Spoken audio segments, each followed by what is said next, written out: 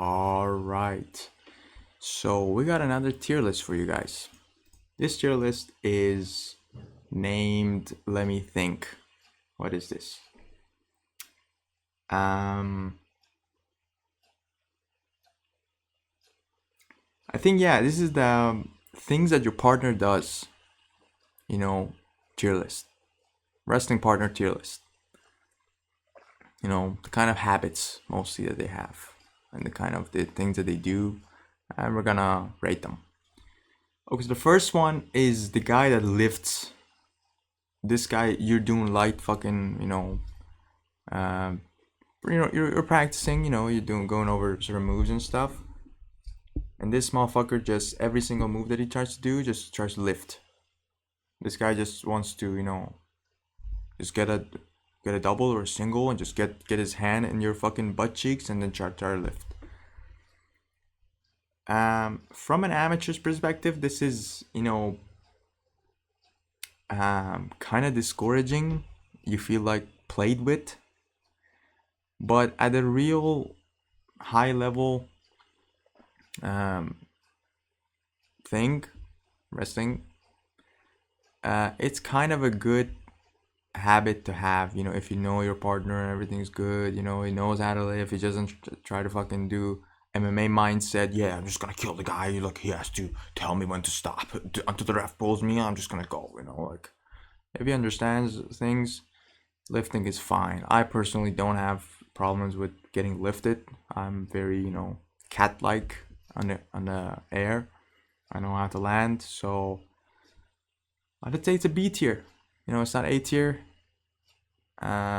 It's all right.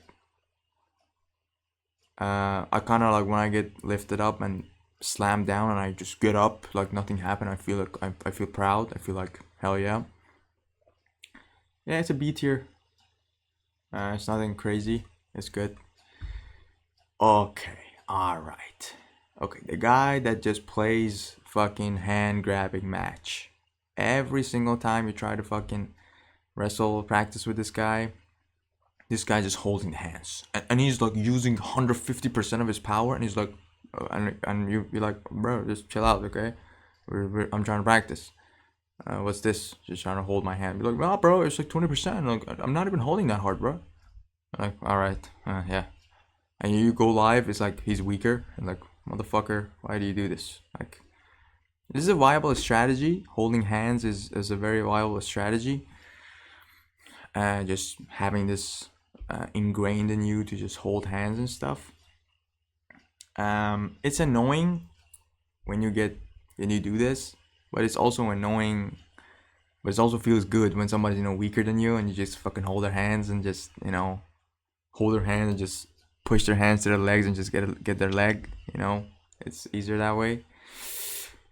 I don't know where to rank it. It's not S tier, but yeah, this is all based on vibes. There's no logic to all of this, but yeah, if you're doing it yourself, it's S tier, bruh. The dominance that you can have. But if somebody's doing to you this, and this holds your hand and you flick your hand and you be like, oh yeah, this is gonna break, and it doesn't. Yeah, this sucks. But yeah, this is A tier. This is A tier fucking training habit here. Next one. The guy that has a high guard when practicing. When things go live, this guy sucks. But when practicing, this guy also sucks. This guy just does like it just like wobbling around like fucking all sillying around, just high guard, and then explodes. This guy's like, and when you see their matches, you see when it goes live, they just go fucking super down. They go fucking like this guy here. This is dog shit. You're training with somebody. It's not like get your guard down, bruh. Like having a guard down is not like a universally fucking just true, man. Like it's not. There's reasons to it, You're less susceptible to get done by tactics. Somebody just does something explosive and just you can get to your legs, man. Like it's not hard to do if you have this kind of hard. This is dog shit. This is D tier. If you have like a, you're always doing. I like I get my guard low as I can, and I try to fucking practice the right way.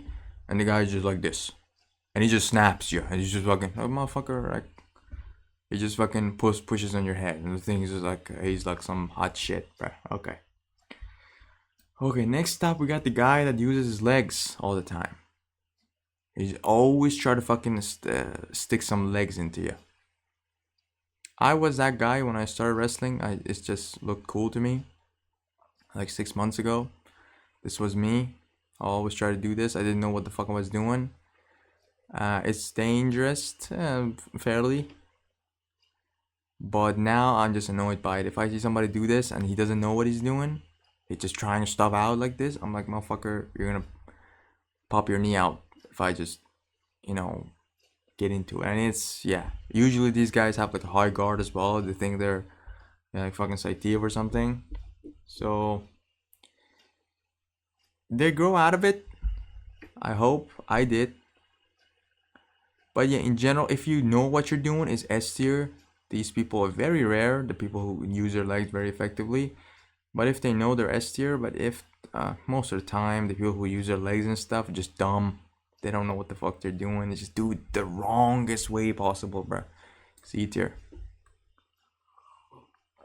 Okay, the guy that is always down. This is straight up S tier, bro. Guard down.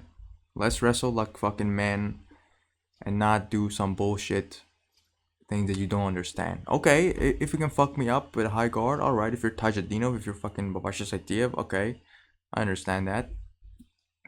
Show me. But yeah, if you're dog shit and you're just starting wrestling, bro, just get your guard down. Like, learn how to use your head. Learn how to, create angles and stuff. Just, learn the basics. And yeah, the guy that always has like a nice firm stand, even if you're practicing, drilling and stuff, it keeps a low guard and makes you go low to get your shots. It's just perfect training partner. What can I say? It really forces you to, get your technique right. Okay, the guy that uses head a lot.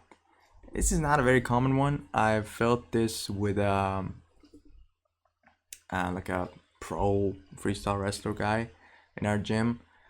And pros do all kinds of dirty shit, and this is one of them. When they're trying to push you out, their head is like stiff, and they're just pushing it into you. They're effectively using their fucking head and like semi-legal, illegally try to push you out. Or like they stick their head into your back muscles in parterre to turn you around. This is in pro level. It's normal. It's something that you have to learn to use. How to aggressively use your head without letting the ref notice. But yeah, this is like if somebody's doing this to you and he's not as good as you and he's just doing it for whatever, it's annoying as fuck. But at the highest level, at a very good level, you have to learn to do this, man. This is some dirty stuff you have to learn. This is this is wrong to say it's A tier. Like it's A tier to fucking headbutt people. Let's just say at a pro level, it's A tier. It's something that you have to have in your learning how to use your head is very important. Okay, next up, we got the joint manipulators. Again, falls to the same category of the people who use, dirty shit that you don't think are ethical, but people do it. It's part of the competition, and it really does make it a hell of a lot harder to wrestle.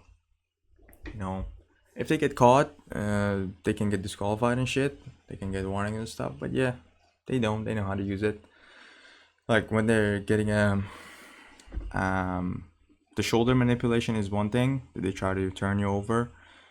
Some of them try to do knee manipulation. When they get a single leg, they put their weight on the like the side of your knees, so they would just buckle. They just put pressure opposite side of the into a path that is not the path of the joint.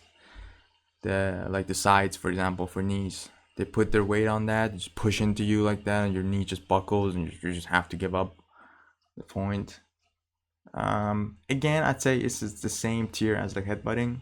It's it's not annoying, but it's just what the fuck am I supposed to do? Like, you really have to take that into account if you're wrestling for high stakes, and some motherfuckers are dirty, man. Like, and you have to be too. You know, we can't just let them do this kind of shit. Get a single leg and just try to go opposite the joint attachment, and then try to fucking get points. Yeah, the highest level is A tier, and you have to learn to use it in your moves too. You know, in certain moves, if you get to a certain position, that you can use it to your advantage to get to a better position and a score potentially. Bro, A tier, bro. Yeah, I think we just went off the rails here. This was so random, but yeah, this is tier list for sure. One of the tier lists of all time. Thank you guys for watching. See you guys in the next video. Bye bye.